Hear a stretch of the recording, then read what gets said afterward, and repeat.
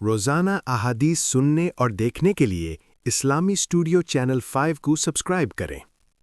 حضرت عبداللہ بن عمر رضی اللہ عنہ سے روایت ہے کہ ہم رسول اللہ صلی اللہ علیہ وسلم کے گرد بیٹھے ہوئے تھے کہ اچانک لوگوں نے فتنہ کا ذکر کرنا شروع کر دیا یا آپ نے فتنہ کا ذکر کیا۔ آپ صلی اللہ علیہ وسلم نے فرمایا، جب تم دیکھتے ہو کہ لوگ اپنے وعدوں پر عمل نہیں کرتے اور امانتوں کا بوجھ ہلکا ہو جاتا ہے اور وہ اس طرح ہوتے ہیں، تم اپنی انگلیاں جوڑتے ہو۔ میں داخل ہوا، آپ کے پاس آیا اور آپ سے کہا، پھر کیا کروں؟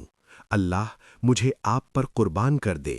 آپ نے فرمایا، اپنے گھر کو فرض کرو، اپنی زبان کو روکو، نیکی کو اختیار کرو اور برائی کو چھوڑ دو، اپنے خاص کام کو ضروری سمجھو اور عام لوگوں کے معاملات کو چھوڑ دو۔ صحیح سلسلہ۔ حضرت انس رضی اللہ عنہ سے روایت ہے کہ تم ساری عمر نیک اعمال کرتے رہو اور رحمت کے لیے اللہ تعالیٰ کی رحمت کا انتظار کرتے رہو، کیونکہ اللہ تعالیٰ اپنے بندوں میں سے جسے چاہتا ہے اپنی رحمت کے تحفے دیتا ہے، اور اللہ سے اپنے عیبوں کا سوال کرو کہ وہ انہیں ڈھانپیں اور آپ کو اپنے خوف میں سکون دیں۔ صحیح سلسلہ۔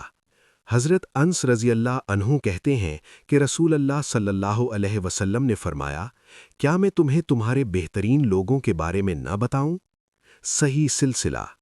بنو سلیم کے ایک شخص سے روایت ہے کہ رسول اللہ صلی اللہ علیہ وسلم نے فرمایا، اللہ تعالیٰ اپنے بندے کو مال دے کر آزماتا ہے، جو اللہ کی تقسیم پر راضی ہو جائے تو اللہ تعالیٰ اس کو مال و دولت سے نوازتا ہے اور اسے وسعت دیتا ہے، اور جو اس پر راضی نہیں ہوتا اس کے مال میں کوئی برکت نہیں۔